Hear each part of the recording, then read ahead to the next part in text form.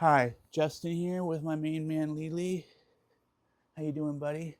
And this is the first video I'll be filming on my iPhone 17 Pro Max. Show you part of the setup. Got the iPad overhead. Got my main man Lee right there. Got the lighting. See how this is turning out. Ooh, ooh. All right, let me put this down for a second. All right. So this is my knife collection. Again, this is an informal demo, just kind of showing off some stuff that's in my collection right now. Maybe it'll give you some ideas. So starting off with this is a Benchmade Osborne. This is a classic. This is the automatic version of it. So you press the button and it releases. I believe, if I'm not mistaken, it is SV or S30V steel, which is a nice solid steel for everyday carry. Has a nice Tonto point, really great for everyday use. I've had this knife for a while. One of my favorite things about this knife is the purple inlay right here. Really nice, adds some character. Something I've always really enjoyed about this series of knife. All right, moving on. Next we have this Microtech. This is the Microtech Annex. It's a collaboration between Microtech and a Chinese company. You can see right there, I believe it's Reich is the company. And this was used to be a Marfion custom design. It used to retail the custom version for almost $2,000. So they teamed up with Reich to license the design from Microtech, and it's a single billet. So the handle is one solid piece of titanium that was cut out to create the handle, which takes a lot more time and effort. You can see it's got a ball bearing on the clip right here. Really cool knife, like it a lot. Liner locking. Comes with two different little lanyards, which are kind of silly, but also really cool. They just unscrew. So that's pretty badass. And it does come with one that's a ball because this one is a little pointy, although I do like its design immensely. It's very cool. It works excellent as the lanyard, as intended. And you can open this knife with your fingers like this, like one on the back of the blade and one on the front, and flick it open. Or what some people like to do is use it as a front flipper. It's a little bit harder, but once you get the hang of it, you can flip it open like that as well. So that is a really great knife. This is going to be, I believe, I want to say K390 steel, if I'm not mistaken, but maybe I'm wrong. Got the carbon fiber inlay, another great knife. Moving on, now we have a ProTech right here. This is a cool one. It has the pearl button, which is nice. Automatic, ProTech, in my opinion, has some of the best automatic knives. This one is called, I believe, the Newton, if I'm not mistaken, and it is rocking 154 cm steel. Has a really nice blade for the size of the knife. It's an excellent cutter. It really does the job well, and the action on it is superb. And I highly recommend this knife. About 200 bucks, and get a lot of knife for the size. These two, the Osborne and the Newton right here. Some of my favorite everyday carry knives for a small but useful, durable pocket knife, and would highly recommend them, and I'm really surprised how well the ProTech holds up against one of the all-time greats. All right, moving on to the next row. This is the Benchmade Alire. It's a French word, I believe. This is the Kitty Meow Mystery. Interrupting my shot. This is a multi-tool slash blade. This is coming in S30V, I'm sorry, and it has a nice sharp little razor edge. The reverse side is a bottle opener, which is really nice as well, for a multi-tool. It also has a pry tool slash flathead screwdriver, and then a spot for a torque bit for adjusting your knife's tension, like this bit would be right here. Obviously, you need the bit to make it work, but it's there, it's available. Very cool. Also, the clip serves as a money holder, like a money clip.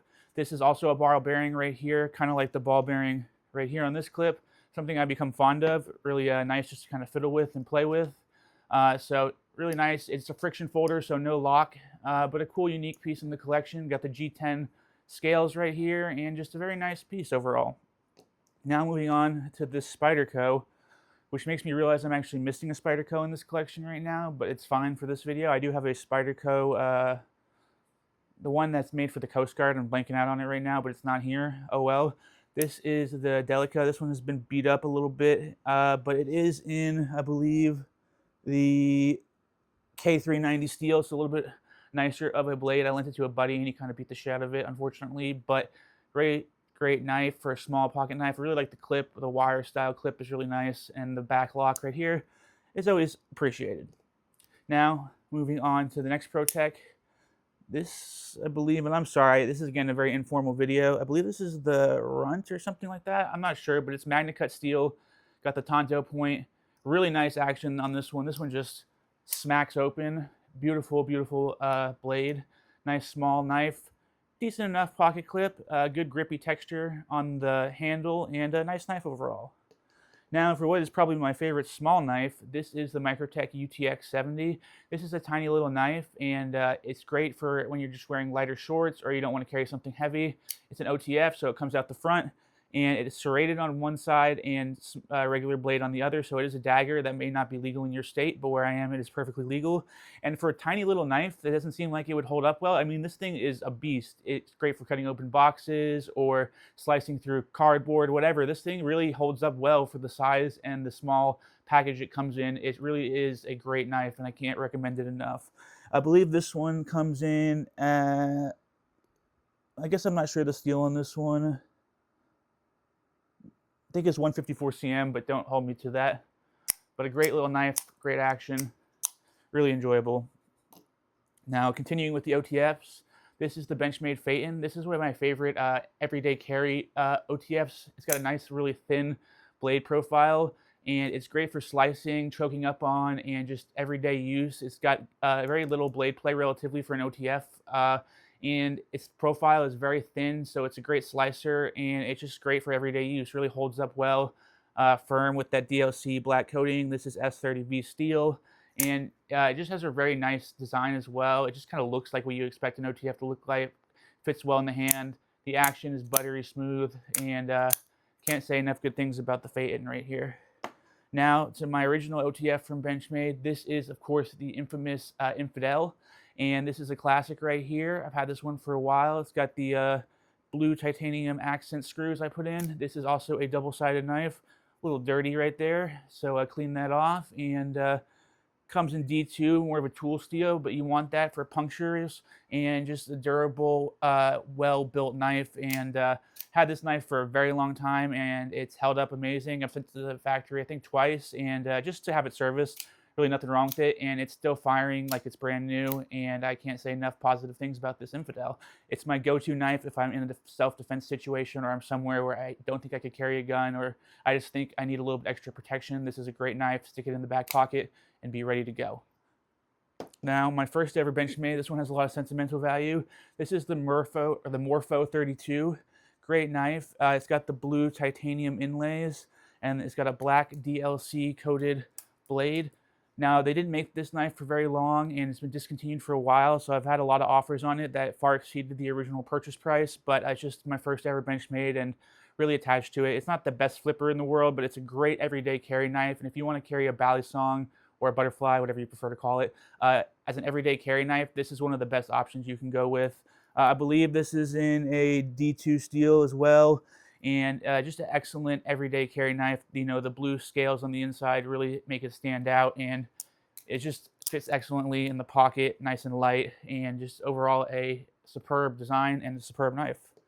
Now it's bigger brother and the more updated version. This is the Benchmade Model 82. It's got the magnetic latch right there, and the handles are made of one solid piece of titanium, billeted out, kind of like the handle on this knife from Microtech. So of course that drives up the value, makes it more expensive. This one, I believe, is in, it's got my initials, MagnaCut steel, kind of like this ProTech right here. Great steel, one of the more popular super steels. It's got the stonewash finish on the blade, which is nice, and you can even see that the cutout on the blade matches the cutout on the handle, so that attention to detail is just something that is superb, and Benchmade really does an excellent job at showing off. Even the you know, cut back into the blade right there just really accentuates the design and makes this a beautiful, beautiful knife, and something I highly recommend for any serious balisong collector. Now, it did come with a Boltron sheath, but it actually was scratching my knife, so I reached out to Benchmade, and they sent me this sheath instead to replace it. It's fine. I'm kind of disappointed the Boltron sheath was scratching my knife, but they shipped it to me fast, and they got the problem handled, so all in all, it's all good. Benchmade has superb customer service, so not a big deal. Now, some bonuses right here that I wasn't originally planning to include, but I figured might as well throw them in. This is my Leatherman P4. What drew me to this knife, or this multi-tool rather, was its one-handed operation. So when it's shut, you can use just one hand to pull up the tools on the side like that and kind of cycle through for whatever you may need.